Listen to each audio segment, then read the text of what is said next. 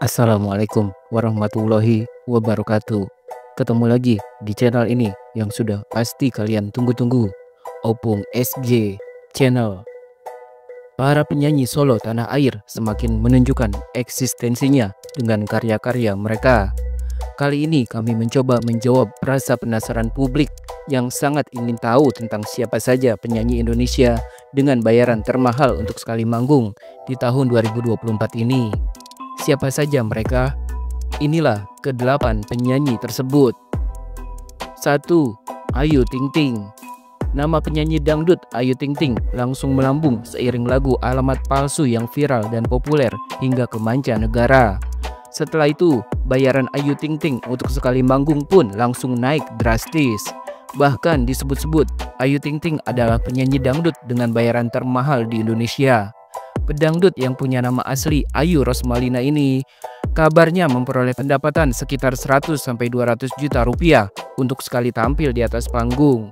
Seperti dilansir dari kompas.com 30 November 2020, Ayu Ting Ting sendiri mengakui bahwa sampai saat ini dirinya masih mendapat bayaran yang lumayan besar dari beberapa acara yang dibintanginya.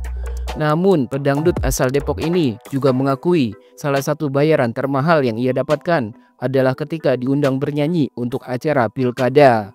Biasanya tahun baru, terus pilkada biasanya kalau buat penyanyi-penyanyi ya, ungkap Ayu Ting Ting. Meski begitu, bagi pelantun lagu Sambalado ini, dirinya selalu bersyukur berapapun penghasilan yang didapatkannya dari dunia hiburan. 2. Raisa. Raisa Andriana atau lebih dikenal dengan nama panggung Raisa merupakan salah satu penyanyi solo wanita terbaik di Indonesia. Raisa juga dikenal karena suara merdunya yang khas dan mampu menyentuh hati para pendengarnya. Raisa yang lahir pada tanggal 6 Juni 1990 ini sudah memulai karirnya sejak usia muda. Sosoknya langsung mendapat perhatian publik sejak debut album perdananya. Lewat lagu-lagu hitsnya seperti Serba Salah dan Kali Kedua, Raisa telah berhasil membangun reputasi sebagai salah satu penyanyi solo wanita terbaik kebanggaan negeri ini. Selain itu, penampilan Raisa di atas panggung yang selalu terlihat elegan dan mempesona membuat nilai jualnya juga begitu tinggi di mata publik. Untuk bisa mengundang Raisa tampil dalam sebuah acara, setidaknya harus menyiapkan kocek sekitar 85 juta rupiah. Angka tersebut juga bervariasi, tergantung dari jenis acara dan durasi penampilannya. Saat sudah beraksi di atas panggung, Raisa bukan hanya menjual suaranya, tetapi juga sebuah pengalaman yang memikat dalam setiap penampilannya. Seperti dilansir dari grid.id 17 April 2021, Raisa sendiri tak memungkiri bahwa karirnya langsung moncer usai perseteruan dirinya dengan salah satu anak musisi legendaris tanah air. Saat itu Raisa juga belum dijuluki sebagai salah satu diva Indonesia. Raisa pun sempat kesal jika berbicara tentang masa lalunya ketika berseteru dengan anak artis tersebut. Tak banyak yang tahu kalau sebenarnya Raisa sempat bergabung dalam grup Viera bersama Kevin Aprilio. Namun sayang, karirnya bersama Viera tak berjalan mulus dan harus terhenti di tengah jalan. Saat itu Raisa menjadi bagian dari Viera dengan konsep duo. Tetapi saat itu nama Viera kurang bersinar dan Raisa merasa dirinya yang justru banyak disalahkan atas hal tersebut. Terus habis gitu pada akhirnya gue banyak disalahkan. Karena kita nggak instan sukses atau kita kasih demo ke label masih kurang ini, kurang itu, ungkap Raisa.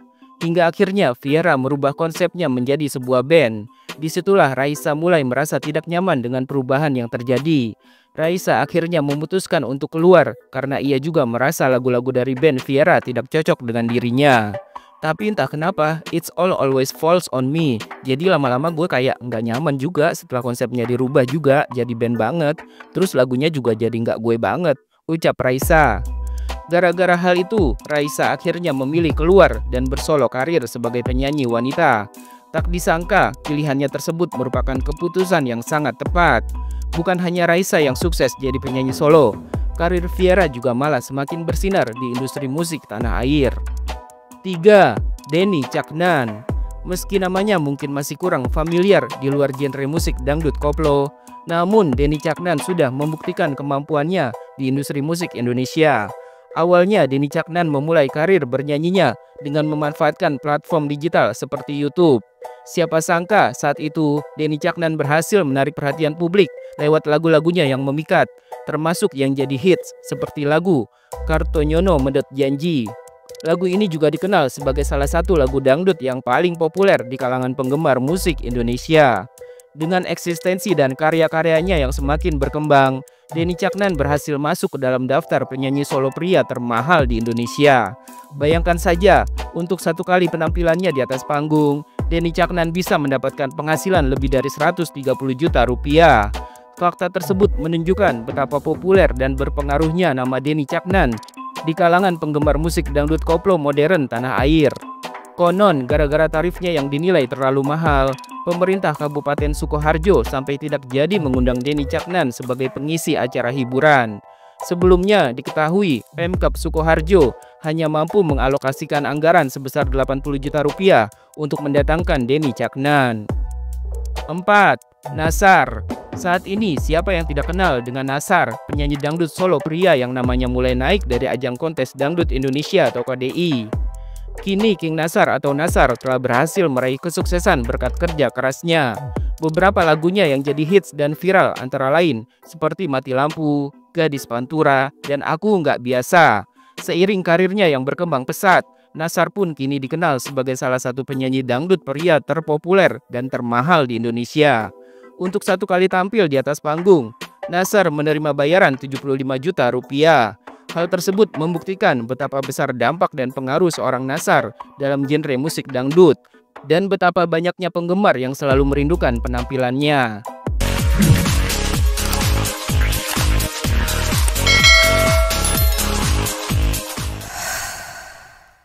5. Agnes Mo. Jangan ditanya lagi soal popularitas dan nama besar Agnes Monica atau Agnes Mo yang sudah berkarir di dunia internasional. Kesuksesannya menembus pasar musik global menjadikan Agnes Mo sebagai salah satu penyanyi solo wanita terpopuler sekaligus termahal di Indonesia. Apalagi Agnes Mo diketahui sudah memulai karirnya sejak usia dini. Prestasinya pun tak terhitung lagi jumlahnya. Agnes Mo juga sudah beberapa kali berkolaborasi dengan artis-artis luar negeri hingga meraih penghargaan internasional. Kesuksesan tersebut membuat Agnes Mo tak main-main dalam mematok tarif manggungnya. Untuk sekali manggung dengan hanya membawakan 3 lagu, Agnes Mo mematok harga 150 juta rupiah. Jika ingin menambah lagu lagi, tentu saja bayarannya menjadi lebih tinggi lagi. Bayaran yang fantastis itu senilai dengan penampilan luar biasa yang disuguhkan Agnes Mo di atas panggung. Apalagi Agnes Mo juga sudah menjadi simbol globalisasi musik Indonesia. Harga yang dipatok untuk setiap penampilannya mencerminkan statusnya yang luar biasa di industri musik. Agnes Mo dinilai memiliki suara yang kuat dan unik, serta kemampuan vokalnya yang begitu luar biasa. Selain itu, Agnes Mo juga memiliki kemampuan menulis lagu dan memproduksi musik yang memungkinkannya untuk bersaing di pasar musik global. 6. Lesti Kejora. Penyanyi dangdut jebolan dari ajang pencarian bakat menyanyi di Indosiar ini juga disebut-sebut sebagai artis termahal di Indonesia. Lesti Kejora yang lahir di Bandung tanggal 5 Agustus 1999 ini sukses mensejajarkan namanya dengan para diva dangdut tanah air. Meski masih terbilang baru di dunia hiburan, Lesti Kejora disebut-sebut berani mematok bayaran yang tak main-main untuk sekali tampil di atas panggung. Ya, Lesti Kejora mendapatkan penghasilan dari satu kali manggung saja sebesar 350 juta rupiah. Meski begitu, Lesti Kejora bukanlah artis yang sombong dan banyak kemauan.